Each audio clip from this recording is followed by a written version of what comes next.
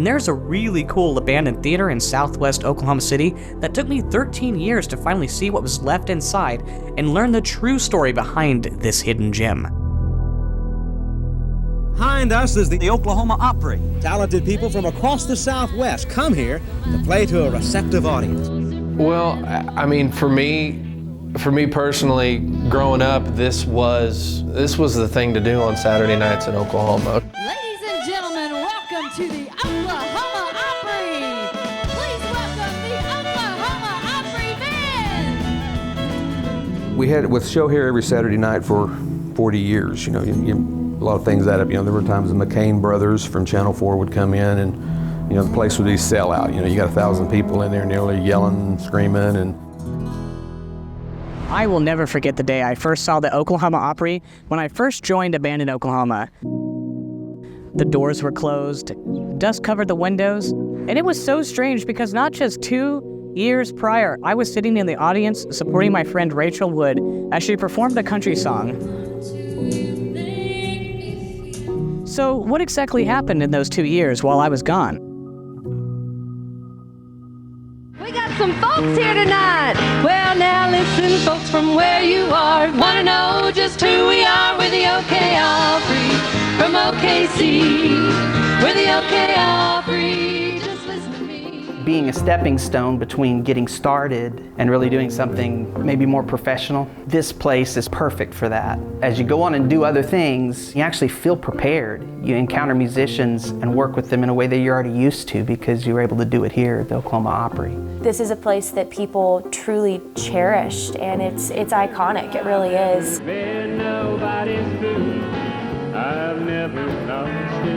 It is a home for not just singers and songwriters, but musicians. It's where a lot of people learn to play and get their first experience on stage. But the Opry is the reason why I am the performer I am today. We shall be free. Oh. Being young and playing here with an amazing band and amazing singers, it molded me without anybody even trying to. For the very last time, and nobody walks a step behind. you knew when you come here to perform, you had the top-notch people in the state working for you, or at least trying to make you sound good as you can. I remember trying to contact the owner, Mac Teague, with no luck. And every time that I actually researched the Oklahoma Opry, nothing about it came up. It was only the Rodeo Opry, not the Oklahoma Opry. Myself and so many others remember attending. The rich history of the beautiful Red Barn and so many other amazing performances seemed like it was just washed away.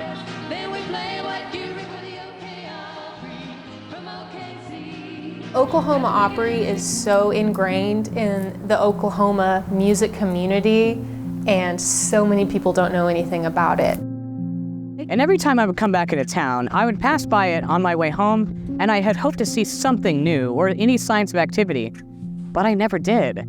From my perspective, the Oklahoma Opry had just simply vanished. Each time I visited, my urge to go inside grew more and more. And I became obsessed with the idea of exploring the inside to see if anything had changed since my friend's performance just 2 years prior. But it wasn't until 13 years later, in 2022, when the First Christian Church was trying to be saved, I received a message from somebody who said that they were a buyer that was interested in the church, and they were representing none other than, that's right, the Oklahoma Opry. I was shocked. I almost didn't even believe it. But sadly, that church was demolished shortly thereafter. In June of this year, our developers that we had hired had come to our board and said they thought this was the best property for us to pursue. After board approval in July, we submitted our letter of intent, and they had told us that we needed to provide proof of funds. So we have done that. We went to the bank and showed that we did qualify for funding, and didn't get any response after that. So we were very shocked this morning. We thought we were going to start announcing to the world this week that this was our property that we were pursuing and that we were in the process of purchasing, and instead we wake up to the news that it's no longer here. but I actually had the wonderful opportunity to talk with Cindy Scarberry, who's the executive director of the current Oklahoma Opry, and they were looking for their new home. And to my surprise, the Opry hadn't vanished at all. But in the years that I was gone, the original Opry that was formed by Grant Leftwich in 1977 had slowly been growing and operating in a small facility in the Stockyards under the name the Rodeo Opry. They had begun to outgrow their temporary home in the Stockyards, and they were looking to expand. And what's cool too is that they were actually able to reclaim the name Oklahoma Opry, and they wanted to bring it back into the hearts of the local population. And I was actually ecstatic and honored when I was able to help tell the story of the Oklahoma Opry for their New Year's Eve banquet fundraising event at the end of the year. That freaking Demolition building brought us together. As devastating as that was, that's really what brought a lot of this together. And I was beyond thrilled that I was finally going to be able to see the inside of the original building with the help of Cindy Scarberry and the original team after all those years of dreaming what stories were behind those closed doors. Before I show you what the building looks like now, you might be interested to know what it was like in its heyday, and even before that. Nearly 80 years ago, in 1946, before the Oklahoma Opry called this building their home, it housed Oklahoma City's finest suburban movie theater, the Nob Hill Theater. The theater touched a soft spot that many didn't notice until it's gone. Like many other theaters in the 1970s, Nob Hill fell to the rise of television and cable TV. All hope was not lost though, and on March 30th, 1980, after years of scrubbing, painting, and hard work, the Oklahoma Opry hosted their first opening night with 2 country music shows. When Grant first saw the old Nob Hill Theater and the almost deserted Capitol Hill business section, he didn't see the imperfections. What he saw was an opportunity to give the Oklahoma Opry its permanent home right here on this very stage behind me. And within 2 years, Oklahoma Opry was given the title of the fastest growing music show in the Southwest. Sadly, Grant fell ill in 1999, and the decision to sell the Opry to Mac Teague was made. Grant and the existing team continued on as employees, and Teague began making a few additions to the building. The success didn't last forever though, and times were changing. In 2004, after the season came to a close, Leftwich and the other original employees would lose their jobs. Teague continued the Opry, but its iconic country shows became few and far between. In 2010, the Oklahoma Opry shut down unexpectedly, and that was the last time myself and many others saw the iconic shows in the old Oklahoma Opry building. In fact, I think I was sitting right over here. I think that was the seat that my friends and I had. However, Grant and the Opry team never quit their dream, but instead continued it under a different name, the Oklahoma Rodeo Opry. They also formed the Opry Heritage Foundation of Oklahoma to further their mission. My walkthrough with Cindy was incredible, emotional, and heartwarming journey through the past. Seeing the place where Grant, Cindy, and many others grew up and made their dreams a reality was an experience that can't even be put into words. Let's take a walk through history and learn a little bit more about the memories that were made here and the lives that were shaped in the original Oklahoma Opry building and that very stage. Originally, where it says "Welcome to Oklahoma Opry," that door was not there. The new owners have added that, but the way into the Oklahoma Opry originally was through this alley and the 2 doors that you see here in the brick building. But they have changed. This used to be the studio side, the recording studio that we had. This is the original recording studio. They have now turned it into office space and made it a really cool place to be. This used to be the control room where they had wooden floors in here before, and so they've changed it up a little bit for their offices. And this was our office, and that closet was my dressing room. I would just put up a mirror and try to get ready real fast. Oh look, my mirror's still up. Oh, your mirror's still up? I did wonder, I was like, why is there a mirror? Your little mirror's still up, I love it. So this is the lobby. I don't know why I get so emotional because This is where I met my husband. This is where I raised my babies. So it is a little bit emotional for me. I started with Grant here at the Oklahoma Opry. I was just 17, junior in high school, and started singing here. And then my sister and I started singing harmony. And then they hired me as background vocalist, and then also then became talent coordinator. And so this space is just very, very sacred and very emotional for some of us. Our volunteers, Miss Pat and Norris, used to stay here, and any merchandise,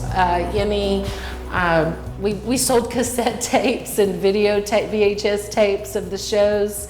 You could buy them by half or the whole show, and this is where you would come and do that. But every inch was filled with pictures of our artists. Back in the 80s and 90s, those headshots were big deals and everybody had them. And so they were there. Those are some of the old original VHS tapes. It's sad to say that Granville Leftwich, or Grant, passed away in 2006, but he left behind an incredible legacy that Cindy Scarberry and the current Opry team strive to keep up every day. Even today, his impact can be felt in unexpected ways. But look at this. This was Lainey Edwards, who is now actually in Nashville, and that's Grant's handwriting. So I'm gonna ask Gage if I can have this. We'll see. And this is the theater, 800-seat theater. So if you were going to sit, you would go this way. If you were part of the show, you would come this way to get ready. This was our new and improved Opry Angel dressing room. So we Certainly looks new and improved. Right. Yeah. We had mirrors. We thought we were so plush because we had space for the three of us to get ready. This is one of my favorite shots, is you could just see the whole place from up here. We had the exclusive chance to take some of the former artists who remember performing on that stage all those years ago through the building, and there was a lot of reminiscing of wonderful memories each of them had and made this place so special. Pretty much half of my childhood being in this building. Even if we weren't on the show, we were in town, we were here. Right. Supporting everybody. And I mean, that's the thing. Back then, this was the Saturday night. Coming from no profit, just an ordinary man. When I close my eyes to see the way this world shall be, when we all walk hand in hand.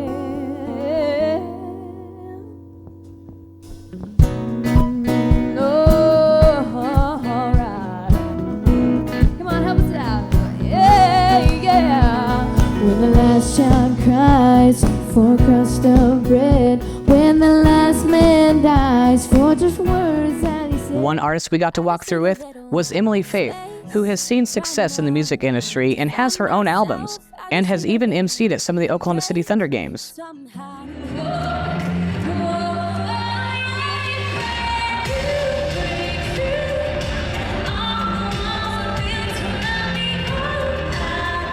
All of the nostalgia and it's just the memories are just like flooding back, because this I do remember.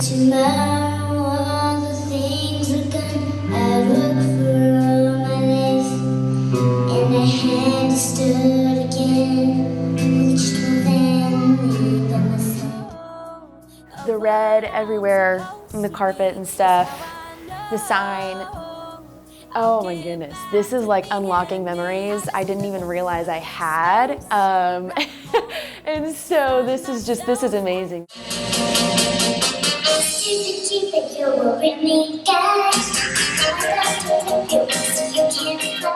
Oh my goodness, I do. I recognize some names, including mine. Let's see, I definitely recognize some of those songs. I think this is from probably the final show. I remember being part of the finale performance before everything shut down. And who knew that I would end up being at the very last performance where Emily Faith performed and my friend Rachel performed. Here, this piece of paper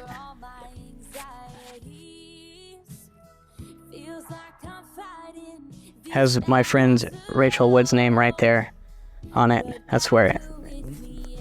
And to see all the other people who performed that night. There's so many names. Oh my gosh, just the legacy that's just right here on these walls, like it's oh my gosh, it's crazy, but it's so cool to see. It's right there. It is. There's a red heart. There is. Yep. Didn't quite spell it right, but hey. Well, I did. It's just like it's over there, you know. Wow. Wow. Oh my goodness. She wrote it in pen. Well, probably in pen. In pen, yeah. It was probably the only thing that I had.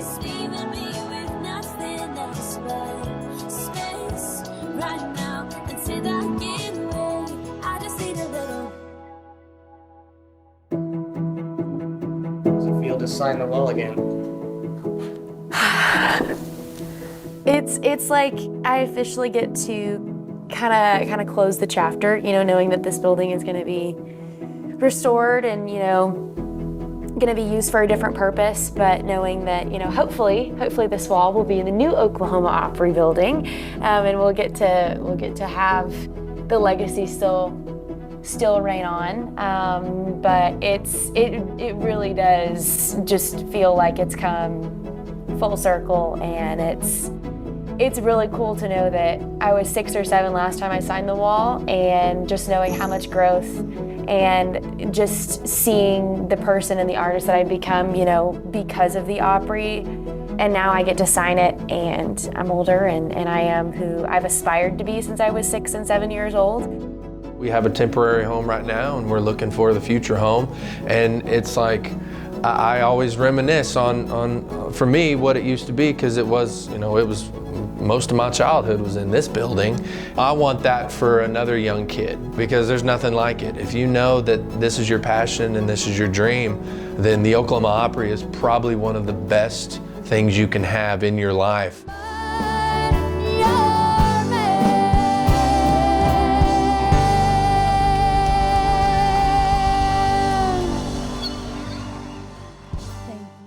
Gage, this is Grant's handwriting. Could I possibly have this? Sure. Sorry, thank you. It wasn't until a decade later that I was able to see the inside of the Oklahoma Opry and its abandonment. And now, as the new Oklahoma Opry is moving to a brand new facility to continue its legacy. You know what would be cool? What? If all their programs were in one building. That would be great. Yeah. Where would they put it though? Right here. Yeah, in the canal. No. Bricktown. Oh yeah, Bricktown. Yeah. You mean like one of these buildings? I mean that one. So at the end of the day, the Oklahoma Opry was never really abandoned. And the fact that they're now moving to Bricktown makes me ecstatic. Hi everyone, and welcome to Bricktown. The Oklahoma Opry is ready for our first show, and here's how you get to us. To see something so integral to Oklahoma's music history live on in a brand new facility is just incredible. They even have plans to resurrect the old sign that was a staple feature of the original building and hang it where it will shine brightly for the people of Oklahoma City and inspire a new generation of music lovers from all across the state. And while that's happening, I can only hope that the original Oklahoma Opry building can be turned into something glorious once again. And Gage Pabst, who's in charge of the new Resonant Head music venue, is doing just that. So this is the old NAG station, the concession area for the Opry Theater. And we are renovating it and redoing it into a bar and music venue. We needed a new office. So I kind of made a joke where I was like, we should buy the old Oklahoma Opry, and got on LoopNet, and I was like, oh, dude, the Oklahoma Opry is actually for sale. 7 or 8 years ago, I remember driving down Capitol Hill and parking outside of this building and just thinking like, man, what could this be? And it would be so cool to be part of this. We came in, toured this, and kind of had to walk around all the stuff, and then went into the recording studio. And that's when I didn't even know that was in here. So I walked in there and my jaw just dropped. We could really do something with this, you know, and my gears started going. And then when we walked into the theater, that's when I was just like, maybe there's a way, you know. The inspiration here was to build a music venue that was something a little different than the venues we currently have in the area, and try to build something that everyone on the team and on the ownership side was stoked about, but also something that'll help us kind of get our systems in place, get our teams in order, so that we can learn what does it look like day to day to really run a music venue, and then how can we scale that into a larger venue with the theater that's next door. I can't stress how much the history of the Oklahoma Opry is long and deep-rooted, and it's within the hearts of many talented people who have spread their wings across the country, and most of them have one thing in common. They all got their roots here, from the original Oklahoma Opry building, with that big stage, with the packed seats, and that red barn shining brightly behind them.